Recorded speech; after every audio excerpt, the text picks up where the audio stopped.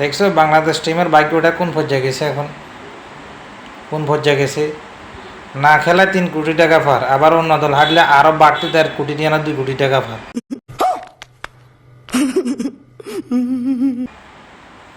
ওদের কোনো টেনশন আছে? ওদের তো শুধু চিল আর চিল। খেলার কি দরকার?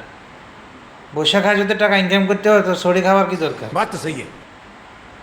ওই অনেক সময় আমরা এই গল্পের ভিতরে অথবা কাজকর্মের ভিতরে দেখি না যে বাবা মার উপদেশ দেয় যে সন্তানের ঘরে তোমরা অভাব শিখো, না শিখলে তোমাদের সন্তান মানুষ হবে না। তা আসলে কথা যেরকম সত্য, ঠিক বাংলাদেশ টিমের কোনোদিন অভাব বুঝে নাই তো। অভাব যদি ঠিকই বুঝতো তাদের ওদের খেলার পারফরমেন্স ঠিকই বুঝতো। ঠিক আছে। জিম্বাবু ক্রিকেট টিম নিজের অর্থ দিয়ে খেলায়, আফগানিস্তান শুরুতে নিজের অর্থ দিয়ে খেলছিল, তারা আজকে ভালো পর্যায়ে গেছে। জিম্বাবু টিমের আমাদের দেশে যেরকম সাকিব তামিমের হলে অনেক টিকিট প্রেমীরা যেরকম যুদ্ধ করে যে কার কত ভক্ত, তো জিম্বাবুর টিম সিকান্দার আছে আজকে এই পর্যায়ে চলে গেছে।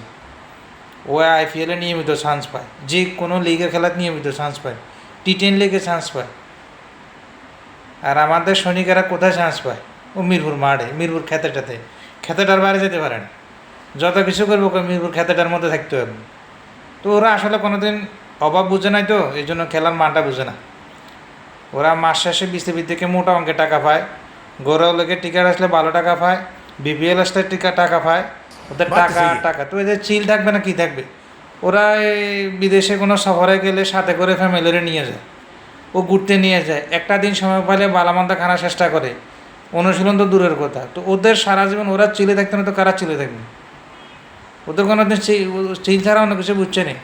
ওরা যদি অভাব বুঝতো তাহলে তো বালা কিছু করতে হতো, ওরা তো অভাবে তো কোনোদিন বুঝে নেয়। এরা কোনোদিন মানুষ হবে না। কিছুদিন পরে দেখবা মানুষের যা ডাক দিব বাংলাদেশ ক্রিকেট টিমের বয়কট, অলরেডি এখনো পর্যন্ত ডাকা শুরু করছে।